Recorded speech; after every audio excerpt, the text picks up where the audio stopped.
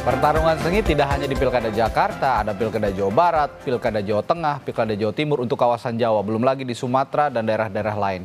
Saya akan tanya ke Putri terlebih dahulu deh ya, untuk konstelasi di Pilkada Jawa Tengah ini yang paling menarik nih, bahwa Koalisi Indonesia Maju yang di sana ada juga Partai Golkar, mengusung Pak Ahmad Lutfi dan Taji Yassin Maimun. Alasannya gimana Put untuk Pilkada Jawa Tengah dengan usungan Partai Golkar ini?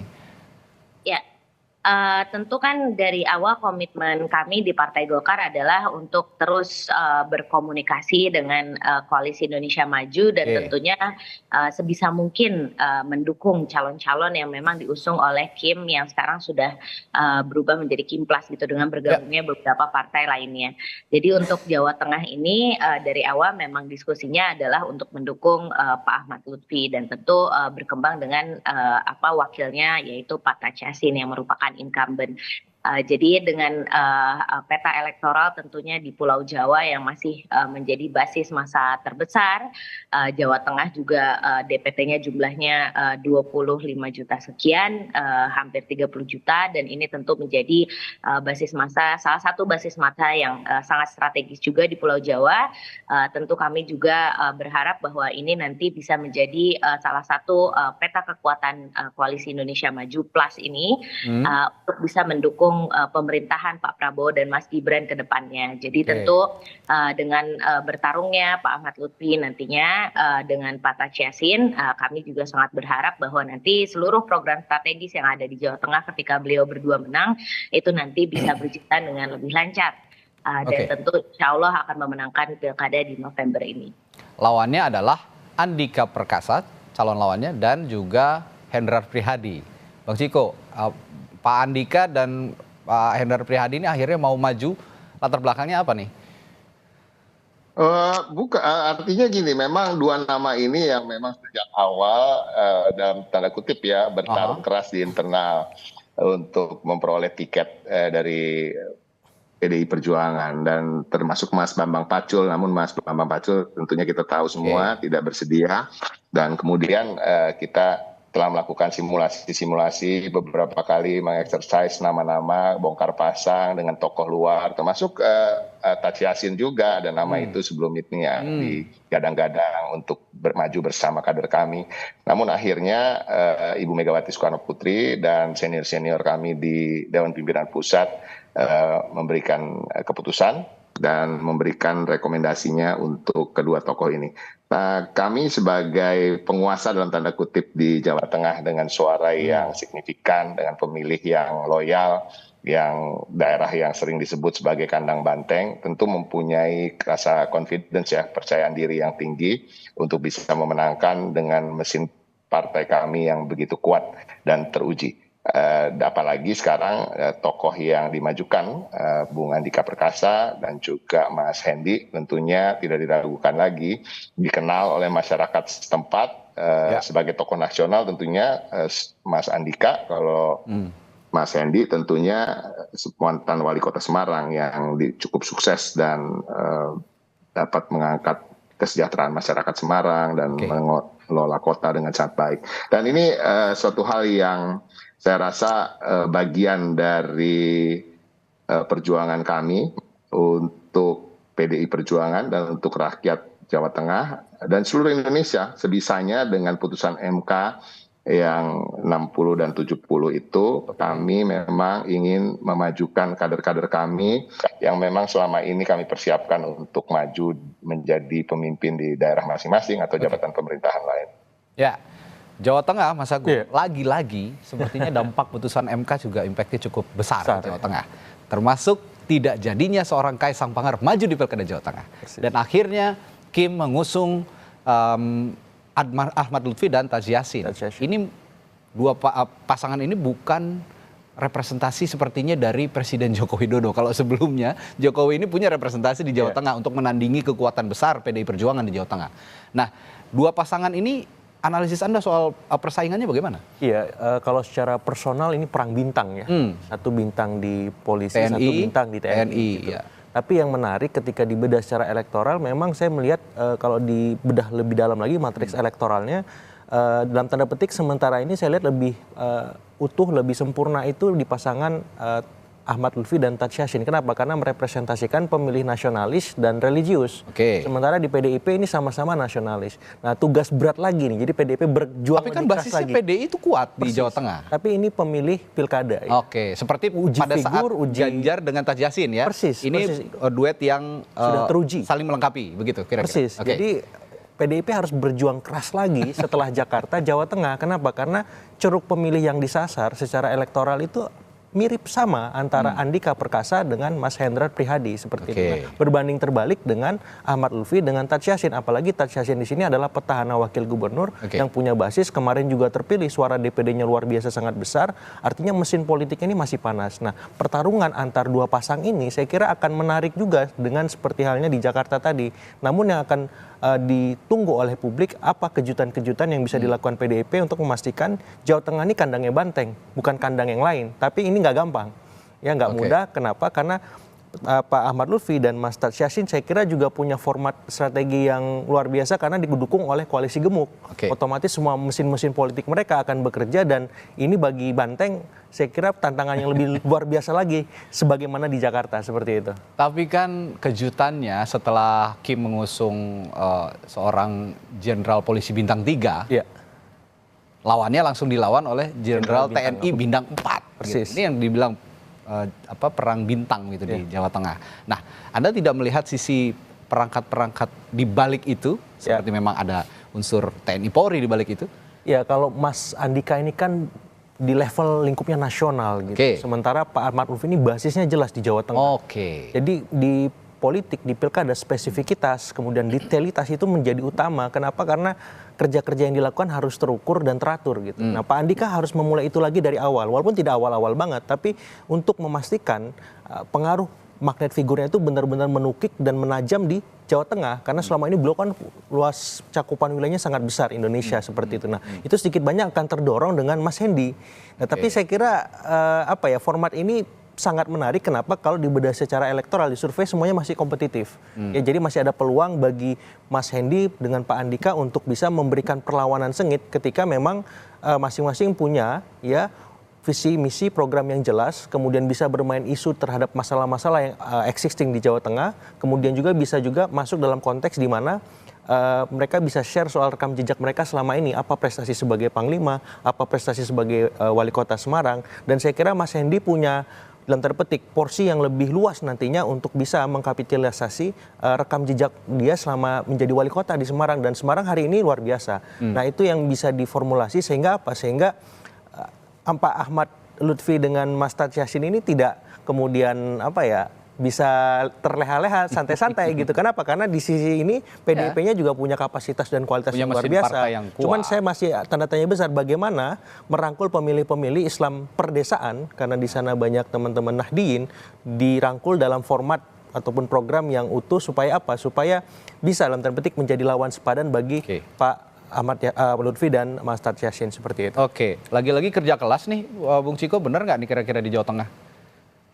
Ya, bismillah lah. Kita lihat nanti bagaimana. Kami tapi tetap meyakini bahwa masyarakat Jawa Tengah sudah lebih berpikir rasional dan maju, artinya lebih mengutamakan gagasan-gagasan dan bagaimana mengentaskan problematika yang ada, khususnya kemiskinan yang masih sangat besar di Jawa Tengah, walaupun sempat ditekan ke angka yang cukup signifikan dalam kepemimpinan Mas Ganjar Pranowo, tetapi itu menjadi concern bagi masyarakat Jawa Tengah. Saya rasa hal-hal yang sifatnya primordialisme dan agama dan juga kesukuan tentu bisa kita selesaikan dengan bagaimana kita memberikan gagasan yang baik untuk kemajuan dari masyarakat tersebut. Lebih lanjut lagi nanti strategi politik akan kita bahas dalam dialog-dialog berikutnya nih, di strategi pemenangan begitu ya kira-kira.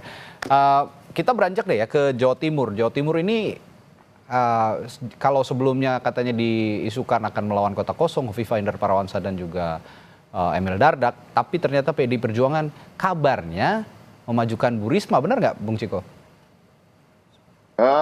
Kita lihat nanti ya. Saya nggak berani Masih lihat nanti. mendahului apa yang belum menjadi keputusan resmi gitu. Dan kita tunggu bagaimana Ibu Megawati Soekarno Putri akan bersikap terkait dengan Jawa Timur. Namun memang bocorannya dalam beberapa hari terakhir Mbak Risma sering berada di Jawa Timur. Bahkan kemarin ketika ada pengumuman calon pilkada di gelombang ketiga di DPP, beliau tidak bisa hadir. Biasanya hadir karena sebagai salah satu ketua DPP, namun tidak hadir, minta izin untuk turun di Jawa Timur. Ya, kita lihat saja nanti bagaimana dan dengan siapa, apakah memang ada nama Bu Risma atau tidak sama sekali, apakah PDI Perjuangan akan maju sendirian atau bersama dengan partai lain, ya kita nantikan saat ini. Oke, tapi kalau sepertinya kalau di Jawa Timur untuk bertarung sendirian agak sulit nih PDI Perjuangan karena basisnya basis Nahdien yang begitu kuat begitu. Kabarnya dengan PKB nih,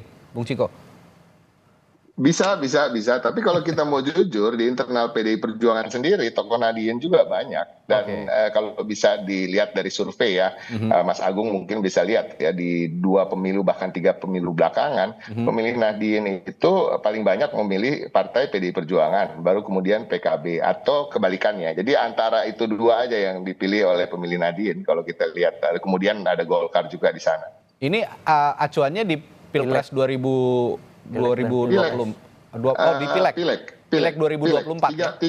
Dalam 3 pileg berturut-turut, pemilih Nahdien yang memilih PDI Perjuangan itu kita selalu berada di top 2 lah, di 2 besar.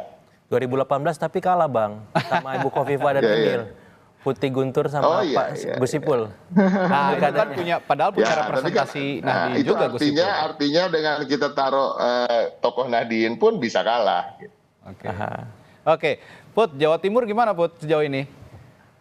Ya, kalau untuk Jawa Timur tentu Partai Golkar itu menjadi salah satu partai terdahulu yang menyatakan dukungannya kepada Bu Khofifah dan juga Mas Emil Dardak. Dan ini merupakan salah satu strategi yang menurut kami terbaik untuk Jawa Timur karena memang beliau berdua sudah terbukti melakukan banyak perubahan dan sangat berprestasi dalam memimpin Jawa Timur. Dan tentu Jawa Timur dengan penduduk dan juga DPT yang jumlahnya 31 juta ini juga menjadi salah satu basis kekuatan dari Pak Prabowo dan Mas Gibran kemarin. Jadi tekad kami untuk terus bersama-sama dengan Kim membangun strategi keberlanjutan ini tentunya kita berhasil laksanakan juga di Pilkada Jawa Timur ini, dan tentu nanti kita juga akan menunggu surprise dari Mas Ciko dan teman-teman di PDIP dan partai lain yang belum mendaftar, siapa yang akan diusung oleh mereka nanti di Pilkada ini, dan tentu akan tetap siap untuk menghadapi siapapun calonnya itu, baik itu nanti misalnya dari kaum Nahdien ataupun dari basis elektoral lainnya. Jadi ya tentu tanggal 29 ini akan penuh kejutan dan kita juga akan mengantisipasi seluruh dukungan-dukungan yang nanti akan disampaikan oleh partai-partai lain juga. Oke, pertanyaan saya berikutnya adalah Golkar dan PDI Perjuangan akur di Banten untuk mengusung Airin. Nah, gimana nih manuver yang kemarin dilakukan Partai Golkar untuk mengusung Airin Rahmidiani dan pasangannya dari PDI Perjuangan? Akhirnya akur, latar belakangnya apa, Putri? Ya, sebenarnya kalau untuk dukungan kepada Bu Airin itu dari awal ya, memang sudah. Bukannya awalnya ke Andra Soni dan Dimyati? Ya, tapi dari sebelum masa pendaftaran pilkada ini memang kami dari awal telah menyiapkan Bu Airin karena beliau memang salah satu kader terbaik perempuan di Partai Golkar. Selain beliau sebagai wali kota Tangerang Selatan juga telah berprestasi, tentu beliau juga adalah ketua umum saya di Kesatuan Perempuan Partai Golkar, dan terbukti sekarang suara dari Partai Golkar itu dari basis perempuan, dan tentu untuk kursinya itu bertambah. Jadi prestasi-prestasi dan pengabdian beliau ini tentu menjadi salah satu faktor konsideran ketika kita mendukung Bu Airin. Jadi untuk pencalonan Bu Airin kemarin kita berkomunikasi intensif juga dengan Partai Koalisi Indonesia Maju tentunya, dan tentu kami juga sangat berterima kasih karena pimpinan di Partai Koalisi Indonesia Maju ini merestui kami maju dengan PDIP, dan tentu kami tetap akan berkomunikasi dengan beliau-beliau untuk bagaimana kita bisa jalan berdampingan lah di Pilkada Banten ini tentunya dengan tidak mengesampingkan nanti asas-asas demokratis dan juga kompetitif yang akan dibawa pada Pilkada ini. Oke. Jadi kalau Mas Ciko punya surprise di DKI, di Jawa Timur, ya kita surprise-nya kemarin di Banten. Dan tentunya ini Oke. juga sangat mewarnai peta demokrasi kita. Karena ini Ya. adalah bukti bahwa memang walaupun kita tetap berkoalisi di banyak provinsi strategis lainnya, tapi karena demokrasi kita yang tetap berjalan, tentu kita masih bisa mengusung pasangan calon lain dengan partai non-koalisi Indonesia. Ya, memang banyak sekali kejutan yang membuat kita tercengang di Pilkada serentak tahun ini. Termasuk juga berita terbaru soal batalnya Ahmad Riza Patria nih di Pilkada Tangerang Selatan. Diusung oleh Partai Gerindra dan koalisinya. Tapi terakhir saya mau tanya ke Bung Agung, ini tadi kita bahas Banten dan Jawa Timur.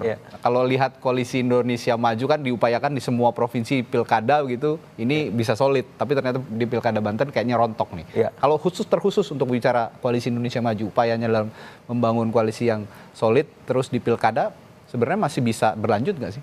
Iya, saya masih melihat memang koalisi Indonesia Maju ini memang lebih pas utuhnya di pilpres, bukan di pilkada. Kenapa? Karena kompleksitas di pilkada itu lebih luas, banyak kearifan politik dan sosial yang harus diakomodasi, dan itu terbukti kontraksi politiknya kalau dipaksa Kim ini di seluruh Indonesia ataupun di beberapa tempat strategis, akhirnya ada benturan kepentingan baik di internal partai di Kim itu sendiri maupun di eksternal masyarakat yang menjadi perwakilan dari kandidat-kandidat tersebut. Terbukti di Banten akhirnya Ibu Airin bersama Golkar dan PDIP misalkan. Dan di sana Kimnya jadi bukan Kim plus tapi Kim minus kan, seperti itu. Di Jabar juga bisa jadi ada kemungkinan Pak Ahmad Saiku sama Pak Ilham Habibie maju. Nah di sana Kimnya juga Kim minus gitu. Bukan jadi Kim versus plus gitu ya. Plusnya di situ ada Nasdem, ada PKS. PKB-nya nggak tahu kemana. Di Jatim kemudian solid, di Jateng juga solid, dan saya akan lihat di Jakarta apakah solid, dan kemungkinan besar solid. Jadi ada beberapa tempat yang saya kira seperti Banten dan Jabar tadi memang tidak bisa dipaksakan. Bahkan di beberapa tempat misalkan di beberapa provinsi lain juga demikian. Sehingga memang saya lebih melihat bahwa ini akan dikembalikan lagi ke anggota masing-masing. Karena ini akan bisa menampung keanekaragaman, kemajemukan politik kita dan kebutuhan aspirasi masyarakat kita. Kalau misalkan tidak, saya khawatir partai-partai menengah atau beberapa partai besar itu akan dirugikan dengan skema Kim atau Kim plus dan seterusnya ketika ada momen-momen krusial politik elektoral, apakah itu nanti di Pileg, Pilpres, Pilkada di 2029. Nah, idealnya ini mengalir tapi tetap terkonsolidasi seperti itu. Baik. Terima kasih narasumber saya pagi hari ini. Kita nantikan kejutan apa lagi nih yang akan hadir di Pilkada serentak tahun ini. Menarik untuk terus kita simak.